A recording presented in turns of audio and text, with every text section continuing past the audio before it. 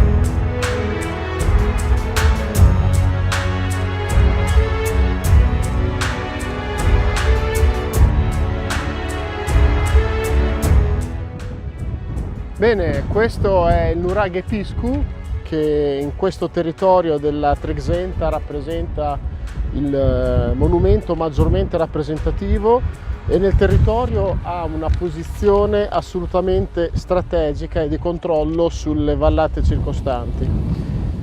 Il nome potrebbe derivare da un antico nome, appunto, Nuraghe de Piscu, cioè Nuraghe del Vescovo, perché un tempo era appartenuto al vescovo di Suelli, al quale i giudici di Cagliari avevano fatto numerose donazioni, ed è noto anche agli abitanti della zona come Sadomu de Sorcu.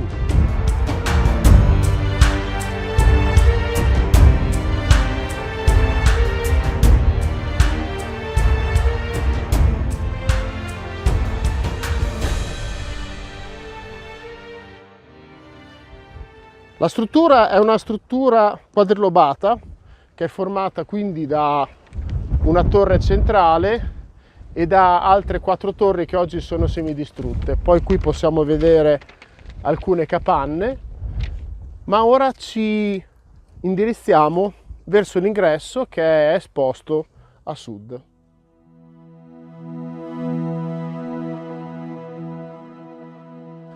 Ecco, questo è l'unico ingresso al Nuraghe che, come dicevamo prima, è esposto a sud ed è caratterizzato dalla presenza di questo immenso architrave. Ma ora, con i nostri potenti mezzi, proviamo ad entrare.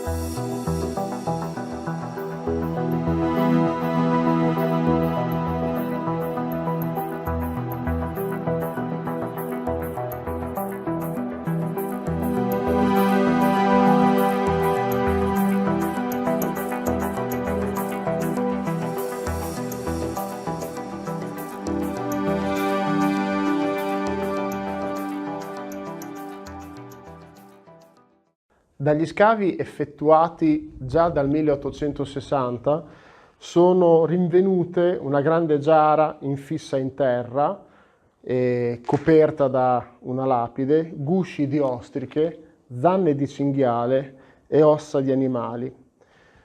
Poi sono stati anche rinvenuti resti di grano carbonizzato, uno scudellino di bronzo, cocci vari, zanne, alcuni pezzi di macine di pietra vulcanica. Nella parte interna del muraglione è stato riportato alla luce un pozzo che fungeva da cisterna per la raccolta dell'acqua piovana.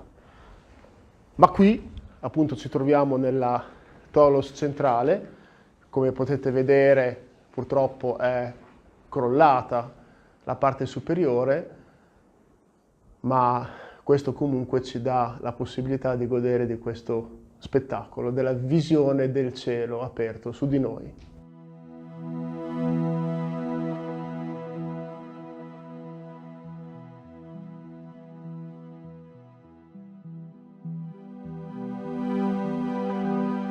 Ora proviamo ad esplorare.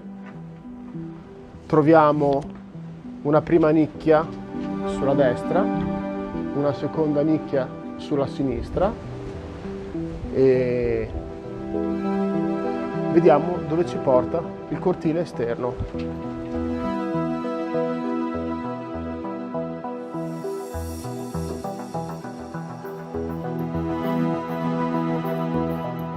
Ecco, questa forse è una delle prime torri, delle 4 torri che danno la caratteristica di quadrilobato.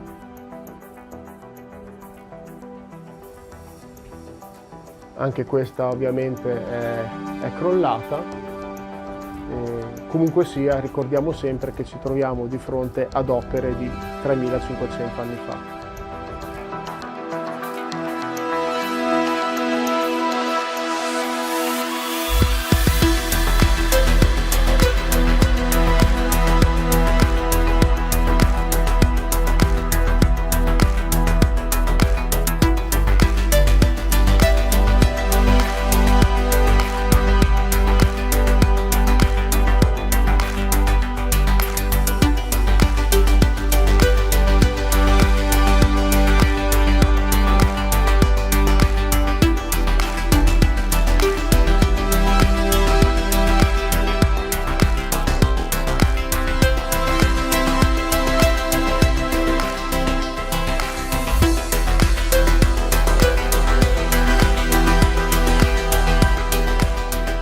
Prima vi parlavamo del pozzo. Questo è il pozzo che veniva appunto utilizzato per la raccolta dell'acqua piovana.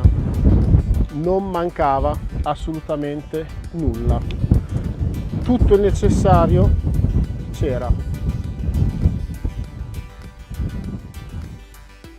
Ma cosa abbiamo scovato in questa parte che sembrava essere una parte quasi chiusa? Una scalinata. Vediamo dove ci porta, seguiteci.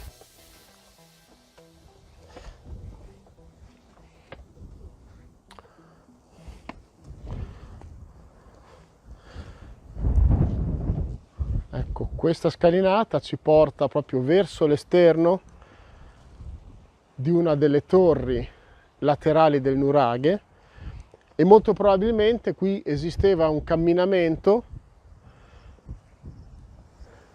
che portava fino alla torre centrale.